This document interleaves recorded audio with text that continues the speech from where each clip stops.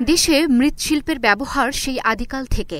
একটা সময় ছিল যখন প্রতিটি ঘরেই মাটির তৈরি হাঁড়ি, পাতিল, কলসি, থালা, বাটি, ফুলের টব, ফুলদানি, ব্যাংক, খাবার টেবিল সহ বিভিন্ন প্রকার শৌখিন সামগ্রীর ব্যবহার হতো। কুমারপাড়ায় ছিল কর্মব্যস্ততা, চারদিকে কাঁচাপোড়া মাটির গন্ধ ভেসে আসত। চাহিদা থাকায় গ্রামীণ হাট বাজারেও সয়লাভ ছিল মাটির পণ্যের। সে সময় দেশের অর্থনীতিতে শক্ত ভূমিকা রেখেছে এই শিল্প। ওই দিনই 50-60টি হাঁড়ি বানাতে পারি।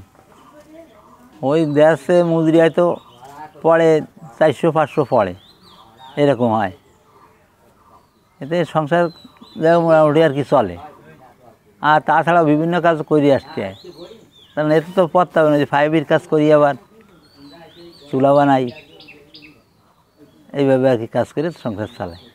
ওই সেই আগে মাটি কিনতে হতো না, মানুষের বুই উঁচু হয়ে যেত, কত নিচে নাহলে ফসল হবে না, সেই মাটি কাটায় দিত পয়সা করি না একজন। আর এখন গের কাটে, সে গেরের মাটি তারাই নিয়ে নিয়ে বেছে টিরাক বুঝি, তাই রাখতে 1500 টাকা 1600 টাকা দেখ এক টিরাক মাটি। এই যে আমার গ্রাম 15-20 ঘরে করি, এরকম প্রত্যেক গ্রামে কম বেশি করে। আগে আমরা 40-50 ঘরে করতাম, এখন ওই 15-20 ঘরে করি। আমাদের এই কুটির শিল্প, এই মাটির কাজ আমরা পালমাশাই করি।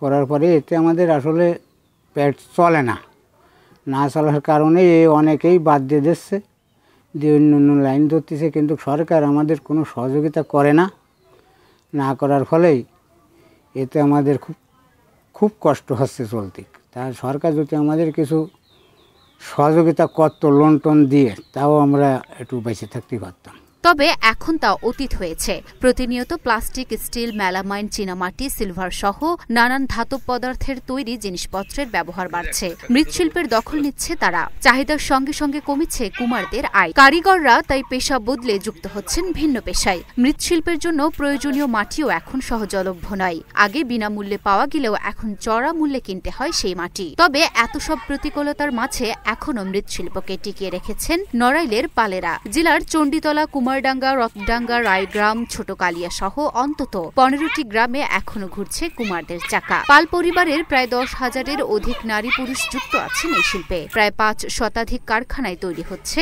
মাটির নানান পণ্য। স্থানীয় চাহিদা মিটিয়ে এসব পণ্য যাচ্ছে যশোর, খুলনা, বরিশাল, পিরোজপুর, ভোলা, ঝালকাঠি সহ দেশের বিভিন্ন প্রান্তে। মৃৎশিল্প নিয়ে যারা কাজ করে তাদের এই প্রোডাক্টটা অনেক উন্নত এবং আধুনিকতা ছোঁয়া আছে। তাদের এই পণ্যটি নড়াইলের বাইরেও অবস্থান করে নিয়েছে। তো তাদের এই পণ্যটি যাতে আরও বেশি ছড়িয়ে যায়, সেই ধরনের সব ধরনের সহযোগিতা বিসিকের পক্ষ থেকে করা হবে। বিশেষ করে আর্থিক সহযোগিতা, প্রশিক্ষণ এবং তাদের এই পণ্যটাকে নড়াইল সহ দেশের সব জায়গায় যাতে ছড়িয়ে যায়, সেই ধরনের লিঙ্কের সহযোগিতা এবং মার্কেটিং সহযোগিতা বিসিকের পক্ষ থেকে আমরা তাদের করে থাকব। লুনা আফরোজ, নিপা, ঢাকা পোস্ট।